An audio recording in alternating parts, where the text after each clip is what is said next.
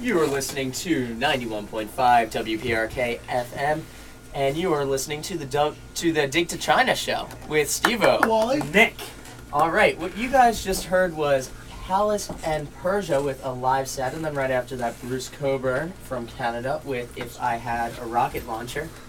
And now in studio with us, we have Palace and Persia. How you doing, guys? Woohoo! Welcome. So first of all, how did you all get your name? Well, the name was kind of like a collaborative effort in essence. I'm actually half Iranian, and I started getting into a little bit more of my roots, and I found actually a guy named Omar Khayyam, who was not ancient, but pretty old Persian astrologer, mathematician, philosopher. He wrote a book called The Rubaiyat. And at the time, we were just transitioning from being an old band and becoming this new band. And so we were going through all kinds of personal and extroverted things. And I read the book, and I really enjoyed the philosophies and applied it. And I was like, and therefore, Khayyam's actually a character in this huge story. And the name just came about just through Persian descent and Persian history. So yeah. Cool. Sounds good. And to the percussionist, why exactly do you play in just boxers? I know that this is radio, so all of you guys out there couldn't really see this, but the main percussionist was just wearing boxers, and a bunch of you also wear just bathing suits. Yeah, man. We just chill. We try to play just as comfortable as possible, whether it be with the instruments, the way the drum set's set up. Kyle and I both agree with having really low stuff, low cymbals, just to have complete control, and just while we're jamming out, just being as comfortable as possible. Nice. I like Cool. That sounds good. And what kind of music are you influenced by, or what was sort of the influences? What do you guys listen to? The process while you were writing your album. While we were writing the album, we were in kind of a weird musical state. We were listening to everything from the Dillinger Escape Land, Blood Brothers stuff to the Mars Volta, and still very limited. We were really busy writing, and I tried at least personally to cut out listening to a lot of bands' lyrics and music, just trying to focus on what we were writing. And the music part of it took a lot of composition. From our old band, we didn't use a lot of music theory in our music, and we've all been studying for way too long to cut that out. So where were you studying that music theory? I've been studying at UCF, and then I'm studying at Valencia right now, and a lot of just self-practice. I've been playing drums and writing music for over a decade, and so we really wanted to get all those influences into here. We've been listening to a lot of 70s jazz rock fusion. If everyone listens to Weather Report, Return to Forever, yeah. Chick Corea, Mahavishnu Orchestra. Nice. Cool. So where did you guys meet as a band? Actually, as a band, we originally met back in middle school, and I had met. Yeah, actually, this was the first guy I ever met when I moved down here to Florida. Because I'm from Michigan, so when I moved down here, when you go into middle school, you're the new student. You have a little buddy to follow around and stuff. Oh. So in 6th grade, I walked in. Paul was my little buddy. I had to follow around, holding hands and stuff. And me and Matt were together in chorus throughout middle school. He was in band. I didn't really meet Kyle until 8th grade, into summer out of 8th grade, going into high school, and that's really where the formation of the band started. I saw my first local show, and I was totally, I just knew that's what I wanted to do, and picked up a guitar. This guy picked up a guitar. He already been playing drums. And then that's why in this band there's 3 core members who do a lot of the writing, at least for this last CD. For the next CD we're about to write, we're trying to assimilate the whole 6 of us that play live. Yeah, you guys are a pretty big band. Yeah, because we've really been recognizing the talent in each of the people that we've been adding in since we started as 3, and we're really happy with that. I've been drumming with Joey forever. Jesse's an amazing saxophone player. He can play all saxophones, baritone, alto, tenor. Yeah, me and Paul have been in chorus all our lives and stuff. And then Scott is our guitarist that we just added too. He plays live gigs, doing covers a lot, and he's been in chorus for a long time, so he's got all that music theory under his belt as well. I like long walks on the beach too. Yeah. That's sweet. And are you guys planning on adding any more people in? It sounds like you've been doing a lot. We were actually considering, because every album we were thinking about featuring an instrument, and therefore we were actually considering next album, which is already in the process of being written. We were thinking cello, but since we added the live musicians and everything, we've really been digging the feel, the groove, and we actually changed that to Barry sax, and then we're gonna keep it pretty much to 6, with the 3 heavily writing, and then for now they stay with this. And what else can you tell us about your next album? Does it have a name yet? I'll tell you, the next album's still pretty early in the process, but there's still a lot to say about the album that's currently out. Our album Metaphenomena is actually the second of a 4-album story.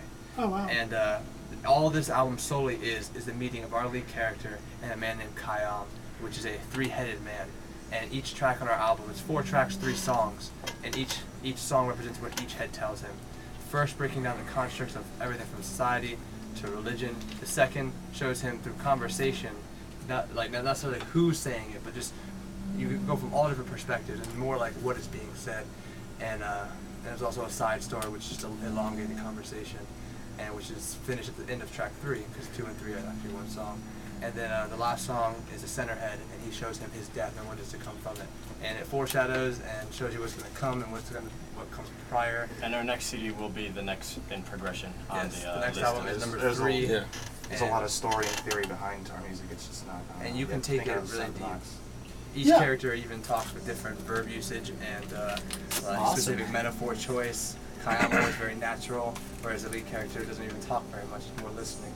And there's a whole lot in there. Yeah, That sounds awesome. Good, thoughtful lyrics. I definitely like the illustration in your CD. It's a little crazy, smoke-like. Yeah, we had our artwork. Yeah. Our artwork was well done. It was done by the Apparatus, and they helped release our album. And another shout out is on our album we split it in half because we do 40 minutes, and then we have a independent hip hop artist. His name is Sir Time, and he's a really Very great. worth listening to. Yeah, it's like 2 Very. full albums. And it's more than just really just like hip hop that you might hear on like a traditional, I guess, rap station. It's more. Certain stuff is more or less like you have to really think Yeah, very outside the box. thoughtful. Where it's very thoughtful. It's I don't know. He looks Straight up positive hip-hop. upon like I don't know. I guess society and like tries to shoot for I don't know better things. Yeah, positive goals. like open thinking. Exploitation of the government. Awesome. All right. So how long did it take you to write this album or each song? The funny thing is, when we transitioned to become this band, it was a little rough. It was just like we wrote actually a full album before this album, which based off the same story, because we had written the story and then started writing music for it, and ended up writing something which we called at the time, it was called Continuum, and it was like all movements, nothing repeated, no choruses, just constantly changing for about 40 minutes. Oh wow. And it was going to be the second of 3 albums. We threw it all out so we can do this better. You know, we're still not there. That was like good practice, but we want to take it further.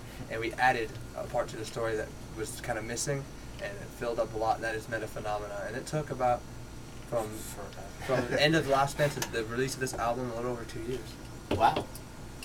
Of nothing, no playing shows, Yeah, just we- sitting in a yeah. little garage and writing music constantly and working our butts off to do it all out of our pockets. Yeah, and initially we weren't even planning on changing the name. The band we were in was a pop punk band named Whitel, and we were planning on just keeping the name and just trying to change our music. But we realized over time like it just wasn't us anymore. Like we needed to definitely change what we were doing. Like make sure everyone realized that like what we had been doing in the past is not at all an influence or what's going to be affecting what we're doing now. Like Whitel is dead. Dun, dun, dun. Take that to the story. All right. And where and how and when did you record this album? Were you recording it while you were writing it? There's a big story behind this album.